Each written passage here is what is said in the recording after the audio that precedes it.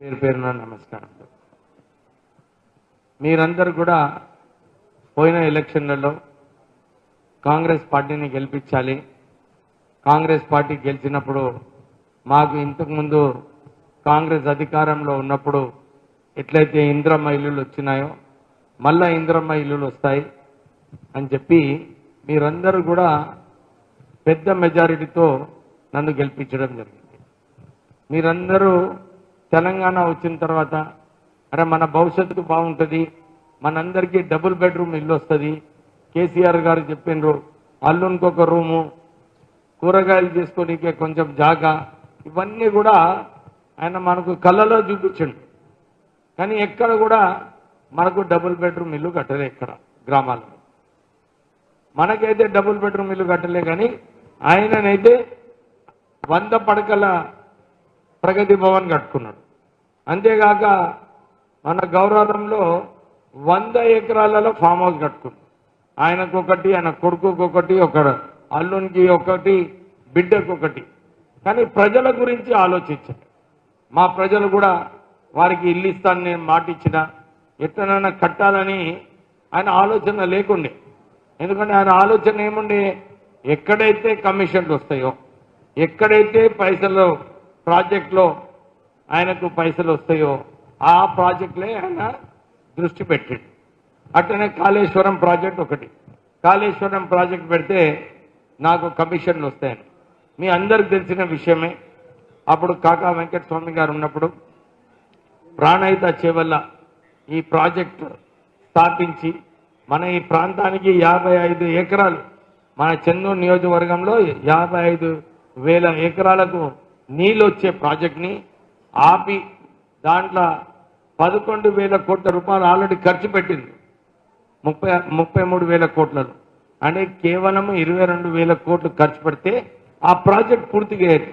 కానీ ఆ నీళ్ళు ఆ ప్రాజెక్ట్ తీసుకెళ్లి కాళేశ్వరంలో కట్టి 1,00,000 కోట్ల రూపాయలు, 1,00,000 కోట్ల రూపాయలు మన ప్రజల సొమ్ముని దహనం చేసిండు.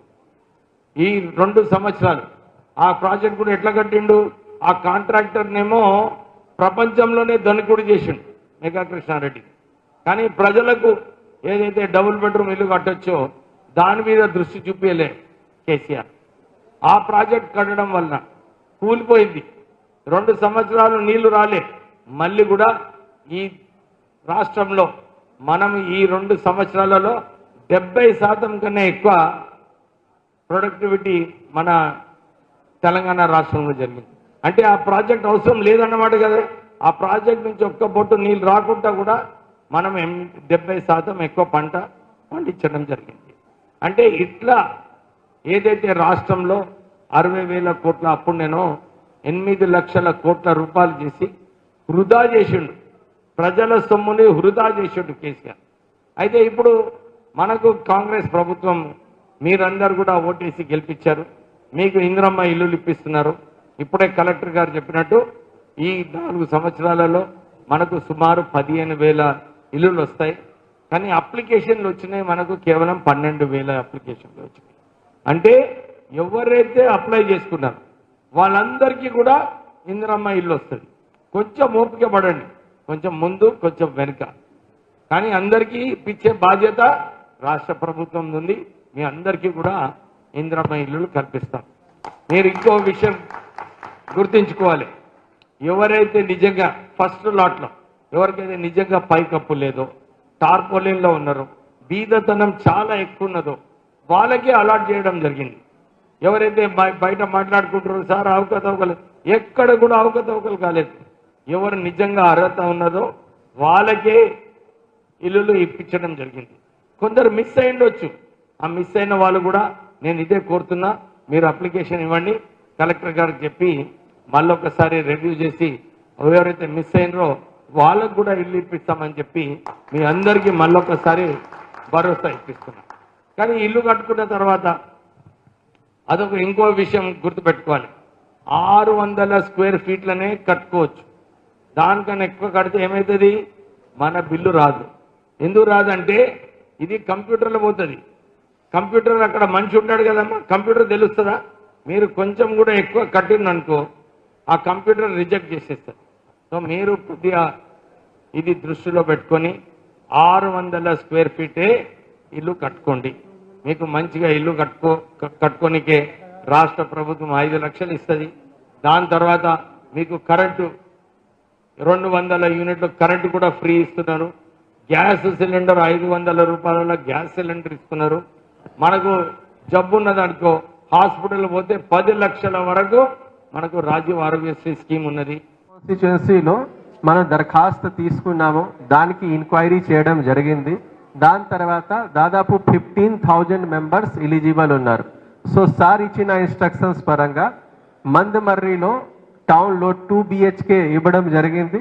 కైతన్పల్లి టౌన్లో 2 BHK ఈ ఫైనల్ స్టేజ్లో ఉన్నాయి. అండ్ మిగతా చెన్నూరు మున్సిపాలిటీ అండ్ అదర్ మండల్లో మనం ఇందిరమ్మ ఇల్లు ఇస్తున్నాము. అదేవిధంగా రాష్ట్ర ప్రభుత్వం ఇచ్చిన ఇన్స్ట్రక్షన్స్ పరంగా కొత్త భూభారతి చట్టం అమలుకి వచ్చింది. దానికి సంబంధించిన ఏమైనా భూ సమస్య ఉన్నాయి, ఏమైనా తప్పుగా భూమి వేరే వాళ్ళకి పేరులో ఎక్కింది, ఏమైనా డిస్ప్యూట్స్లో వేరే వాళ్ళు ల్యాండ్ కబ్జా చేశారు, మోకా మీద ఉన్నారు కానీ పట్టా లేవు, అట్లా ఉన్న కేసెస్ సంబంధించిన పరిష్కారం చేయడానికి భూభారతి సంబంధించిన స్టాల్ కూడా పెట్టడం జరిగింది. ఈ విలేజ్లో గ్రామ సభ కూడా పెట్టడం జరిగింది. ఇంకా ఎవరైనా మిస్ అయ్యారో ఈ మంచి కార్యక్రమంకి వాడుకోవచ్చు.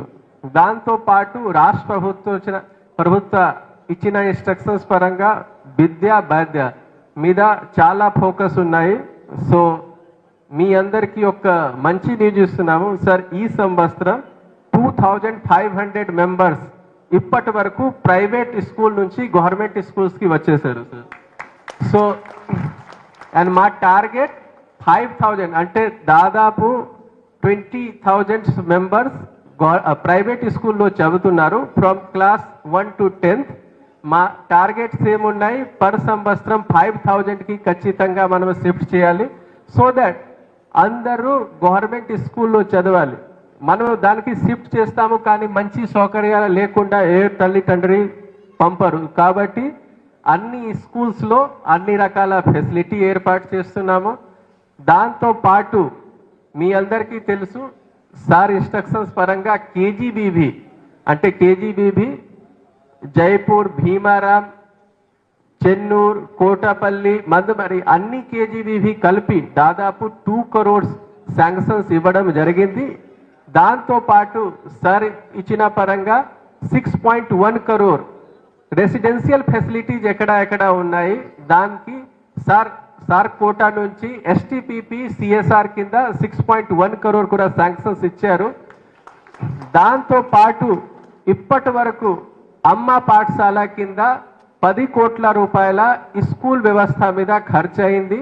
సో దాదాపు 25 crores మనమే స్కూల్ మీద పెడుతున్నాము. ఇంకా ఏమైనా అవసరాలు ఉంటుంది సార్ ఇచ్చిన ఇన్స్ట్రక్షన్స్ పరంగా ఖచ్చితంగా మన స్కూల్ ఫెసిలిటీ మంచిగా చేస్తాము.